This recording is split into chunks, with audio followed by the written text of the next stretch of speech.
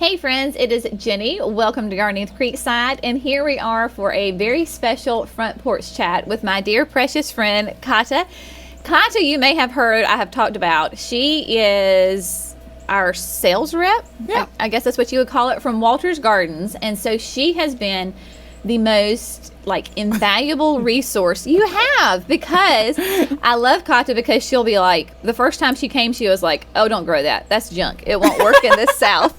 Right? Do you remember that? We won't say what it was, but No, we won't. We won't say what it was, but she gives us great, honest feedback on our plants because you have this massive history of perennials. Yeah. And I know she hasn't talked a lot, but if you can't tell, she has a beautiful accent because you're originally from Austria. Sound of music. Yes. And what I think is really cool too is that you grew up basically like our kids are growing up Yep. in the exactly business. like that. Yep. Yeah, because your dad started his own perennial nursery. Yep. When I was 7 years old, he decided one day to quit his landscape job and start a nursery and grow only perennials. 4,000 different perennials. That makes my head hurt. That is crazy. And so he's really well known. Yep. And so what is his claim? What his one claim to fame, I would say not the only, but this sedum? Yep, he introduced Sedum and Chilena, which you probably have seen in any of your Lowe's or, normal we had it here. Stores. Yeah, we had it here. Most garden centers have grown it one day or the other. And so he introduced it when I was probably you're at Jackson's age, like 11 or so. That's awesome. And so he does do mail order, right? Yep. So he does 50% mail order, and then he really tries hard to also have people come to the nursery. So it's very important to him to have this customer interaction. The nursery is kind of located on the border to Germany. Okay. So if people know where Munich is, we're about 1.5 hours from Munich on the border. Okay. But because he grows so many different perennials, he does a lot of shipping, and he ships all over Europe. So he ships to Scandinavia, to France, UK. So this is how the mail order business started, is because he has so many rare, unique plants, and people couldn't just always come from Sweden. And So we will, because we do have viewers in Europe, so we'll link his. Hi, Europe. We will link his website and all his information below in the video description. So if you are in Europe and you want some amazing perennials, check out Kata's daddy's nursery. So you grew up doing that with your dad, and then you came to the United States, but you have worked in multiple perennial nursery settings. Yep. So when I went to college, I actually was the typical stubborn child that didn't want to do what the parents do. Mm-hmm. So I went to school for teaching, and I did a master's in Spanish and geography, but I always had a passion for plants. It was already in me. So during the summers, I would travel through Europe and work at different perennial nurseries. So fun. So I did, I think, about 6 internships throughout Europe. And then when I finished my master's, I was giving in and, letting fate take place and be I need to be in horticulture. So I came to the U.S. as an intern 6 years ago. Wow. And you started at, was it Hoffman? No, I started at Plant Delights. Okay. Plant Delights Nursery over in Raleigh. They have a huge botanic garden. It's a very similar setting to my dad's. Mm-hmm. And met the love of my life, so and stayed here. Yes, and in fact, because you live in Raleigh. Yep, Durham. Sorry. Yep. Raleigh, Durham. Same. I would say close enough, but then my Raleigh, Durham people would be like, no, we're not. No, we're not. not. It's not. I understand. Sorry. My apologies. My apologies. Okay, so from Plant Delights, then you went to Hoffman Nurseries. Yep. And I worked at Hoffman first as a garden coordinator, which was really fun because even though I wouldn't say that landscaping is my passion, but I got to work a lot with plants and how to, really grow them, how to do landscaping kind of thing. And we had a big conference in 2018 with a lot of perennial professionals. The PPA Association came to Raleigh. And so I was helping them organize this and also doing their gardens. And after that, I switched to their production. Okay. So I ran their production for a couple of years, which was super fun. That is fun. And then, because when we were talking, you had said that Walters was kind of your dream job. It was always my dream job. So when I was an intern at Plant the Lights, Tony Avent, the owner, is very close friends with the Walters crew, and he goes there every year. They work very closely together with trialing plants in the south, doing things like that. Tony brought me to Walters Gardens. Okay. That was 5.5 years ago. And back then I was like, this is where I want to work. I mean, this is the most amazing place. It's full of perennials. They really geek out. They have so many different things. And it was really probably COVID that showed, not just them, but everybody, that it is possible to work remote. Yeah. And so I had the amazing opportunity that I could start working remotely from them, from Durham as their product manager. Yeah. And so because remember that we were at Walters in this late summer. August, and they're in Michigan, so hence the remote part. But they created your position, right? Because there was not a position for the Southeast, or not really. So there has been a brilliant salesperson, Tim Anderson, who kind of serviced the whole South. But as some of you might know or not, there is a lot of very, very big nurseries here. And so he works a lot with those big nurseries. And as the business grew, they decided that they really also needed somebody to take more care of people like you. Yeah, and little people like us. Yes. And so and what was interesting too, because you joined them during COVID, right? Yes, that was a little bit tricky to start a sales position during a lockdown. That's right. Right. But, lucky enough, in the South, it was a little better. You're outside. You were able to, social distance in nurseries. And, so I've been on the road ever since. And I travel kind of from Virginia all the way to Alabama. That's awesome. I love coming here the most. It is. It's fun, and we love having Kata because she is, like I said, she's just so much fun to be around, but she knows her stuff. And not only have you been a huge help with us as far as like picking plants, but telling us, well, this perennial does best to pot it up in the fall, or this one does best to plant it up in the spring, because we're still learning too. I mean, I don't think you ever stop learning, right? No, you don't. You never. And I think, especially in the South, this is so great why we can work together is you tell me your feedback and I can also bring that to other customers. But because things that work in the North don't always work in the South, not in the growing setting, but also not in the landscape setting. So it's a constant learning. So what would you, because we've talked about this a lot, what would you say are some of the biggest challenges for perennial gardening in the South? Like, what is it about our climate here that can be so challenging that maybe other areas don't deal with? I think the biggest challenge is our humidity. Humidity just means an increased disease pressure. And then, especially for perennials, they have a hard time with our really cold nights. Hot nights. Oh my God! It's very cold today. And we're sitting here shivering. Can you tell? Because we're like, it's cold. No, but it is. I mean, because I say it all the time. Words are hard. It's fine. But because our nights just do not cool off in the summertime. So whenever I go to Michigan and I'm like with my crew and my team up there, they're like, look, it's really hot. It's 95 degrees today. But by the time 7 o'clock rolls around, it's not. And here in the South, it is hot constantly. So there's a lot of studies out there that actually talk about how much perennials need this recovery phase during the nighttime in order to really grow. So if you think about the one amazing Hosta Empress Wu, it becomes so big in the North. And why it doesn't grow to that similar size is really because it is missing that recovery phase during night times. And we've talked about that. Even Jerry and I've talked about, like, in the landscape, like when we're landscaping the house, like doing projects here at the house. In the summertime, we're like, well, we'll wait until the sun starts to go down and then we'll be outside working. It is almost like you can feel the humidity rise at night. Like the sun's going down and the humidity is going up. So for those of you that don't really experience that, I mean, it's a real problem with our plants because we need to recover, but we can go inside in the air conditioning. Those the poor plants can't.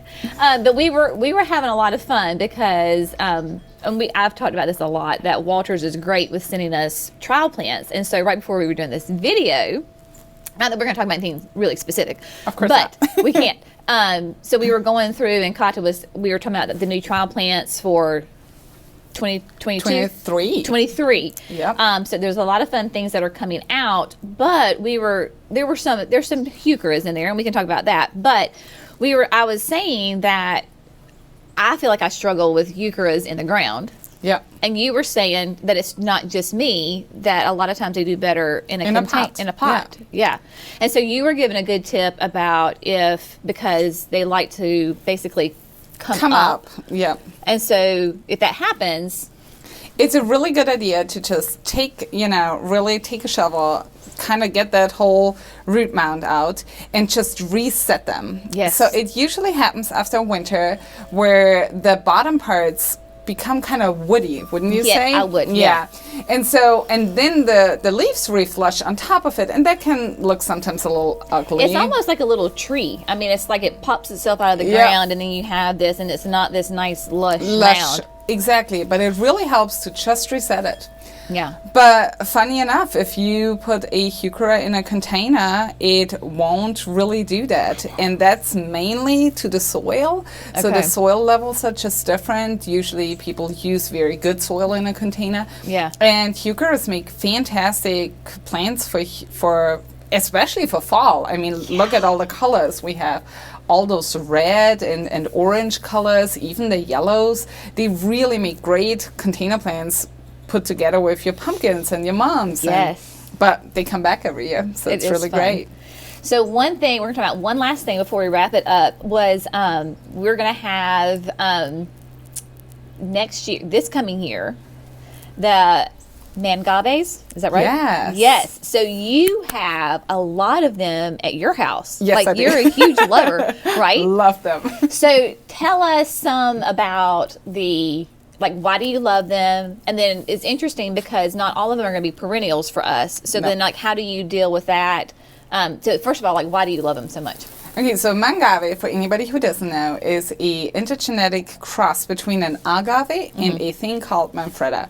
Manfreda is not as well known, but a manfreda is also looks like a succulent, has really cool colors, is way more vigorous than an agave. Okay. So when you cross those two, you get a mangave, which grows a little faster than an agave, but it has kind of the stature of an agave. Yep. So it gives you a really nice tropical look to your garden. Okay.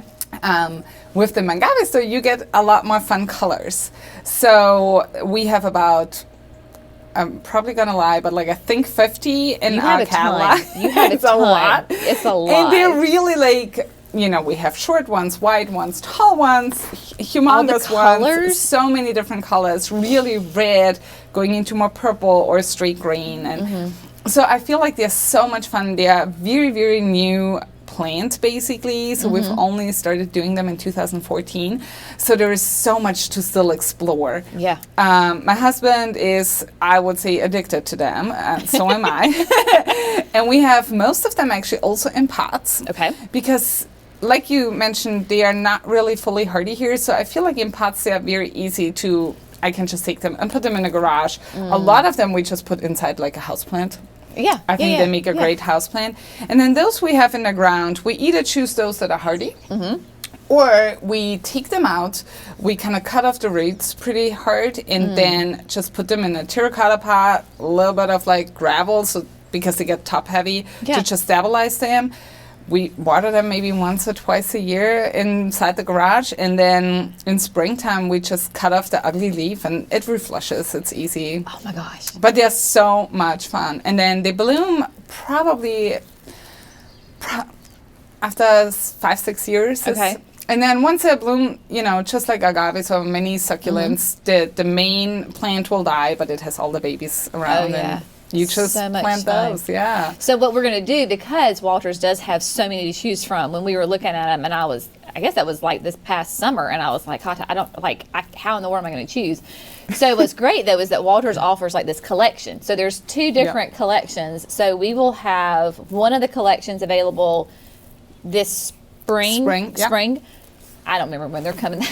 That's why I have her, so she remembers. So they're going to come this spring, and then the following year we're going to do the next collection. So you can kind of rotate them back out. and forth. Yeah. So it'll be fun. Hey, would you come back and we could do like absolutely. like a workshop, like how to take care for them? Oh, absolutely. That would be fun. Totally. And there's so much fun. So one thing to mention is you do all the proven winner annuals, right? Yeah. So you could never plant, I mean, I don't want to say never, but it's not recommended to plant an agave with your petunias because your petunias need quite a lot of water. Right. Mangaves, though, need more water than your regular succulent. So my containers, actually, I have, any of the proven winner annuals actually with my mangaves, and they just kind of have them around. So we should do like a container workshop. Yes. That'd be fun. Oh, that would be fun. Yeah. Oh, let's do that. Oh, that would be a lot of fun.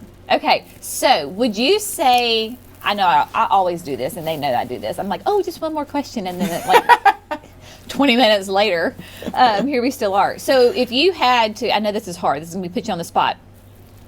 If you had to say what your favorite perennial... I can't. You can't. Okay, can you give me your top, like a 3? Give me some of it. It doesn't have to be like your absolute favorite, because that's just not fair.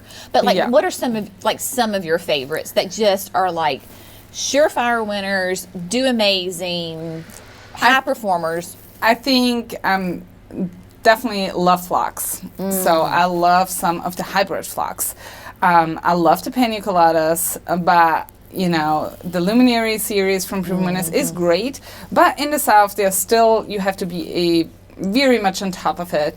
But the hybrid forms are really great performers, and the rebloom, I mean, gosh, they're still blooming in my garden right now. They are just amazing. So love that phlox series, and I think you carry most of them. Yes. I definitely love grasses, Pennisedum, Desert Plains. We just love that. I know we actually have very similar tastes, so it's really great. We do. And then for shade plants, I think, so why I can't say I have a favorite plant, because it typically changes every 2 months. Yeah. But currently, I really like that new crested surf fern. Yes. I think that one is just such a fun plant, great, for most of the year. Gives you something in the shade, dry shade. It's fantastic. So it is really fun. It is a lot of fun. Okay. Let's see. Anything else? Any other questions? Trying to think. Do you have any questions for me? Well, not to put you on the spot. You don't have to ask me questions. I didn't know. I feel like I know so much, and they know so much. They do. Well, it was so funny because... When are you coming to Austria? Most important. When are we leaving? Because you were talking about, so this is so much fun, because you were talking about how Christmas in Austria is like one of your all-time favorite times to go back. Absolutely. And so why is that? I mean, you told me, but I want you to tell them. Like, what is it about Christmas in Austria? I love the Christmas spirit there. We have all those Christmas markets. It's basically starting December 1, Advent starts, and we kind of like calm down. Nature comes down. So Austria is, of course, very cold. We don't have as much evergreen stuff. I like it as a gardener to have a time to just reset and think about all the things I'm gonna do next year. And so I just love Christmas because it's kind of a reset button to me. And then all the cookies, and that is just great too. Food. And you were saying too that you still, like Austria as a whole, I guess, still uses a lot of candles for decorations. Is that right? Yeah. Our Christmas tree, and at least for my parents, we still use real candles and real trees, and it's just a smell then to me. And I'm really excited. I'm going soon, so I'll send you some pictures. I know. So we do talk about it, and we've talked about which we're going to have to do a couple of field trips together to go to different nurseries and do some fun things. But we do have some really fun new projects also coming up. Yeah. I don't think we can talk about it yet No, No. but we will soon. But we will soon, so I have to be careful about what I can and cannot say. But we have, because you know, if you've watched us for any length of time, that we have a great relationship with Walters. And so we've been working really closely on some fun projects that will be coming up that will be definitely introduced this spring. And so we will talk about those. But just know that, which is one thing that we love about having Kata here and that Walters is, for us here in the South with these hot, humid nights, that you're really like paying attention and trying to find the plants that will really do well here. And it's a lot of fun to work with and to see. And even like when we're talking about these trial plants, you're like, well, we're not quite sure how it's going to do. And so I'm happy to volunteer Of course to test them out. Well, this is what we do it so far in advance, you know. Like, we have trialed them already for multiple years. And not just in Michigan. Like, we trial them at different locations. I mean, this is why Proven Winners does such a great job. Yeah. We trial them all over the place. But then when we get really close to introducing them, we really also want then our top favorite nurseries like yourself to also give us feedback. And then you can also, it gives you time to decide, hey, do I want to do this in 2023? Yeah. And you can try how to grow it, you know, what requirements does it need in my greenhouse, in my setting. So this is the really good thing about doing trial pins early on, is so you can learn, we can learn, and then we just have happy customers in the end. Yes, it is great. And even if I kill some plants, then there's time for you to send me more. And I can try And again. we just try again. We try again. So thank you so much for coming and sitting with me absolutely. on the front porch. It was so much fun. And we will definitely have, Kata is a regular here, I think at least like once a month. We love it though. We love it when Kata comes. It's so much fun. But we will definitely have her back here on video again, for sure in the springtime, to talk all things perennials and have lots of fun. But as always, thank you so much for gardening with Creekside. Y'all have a fantastic day, and we'll see you in the next video. Bye, friends. Bye.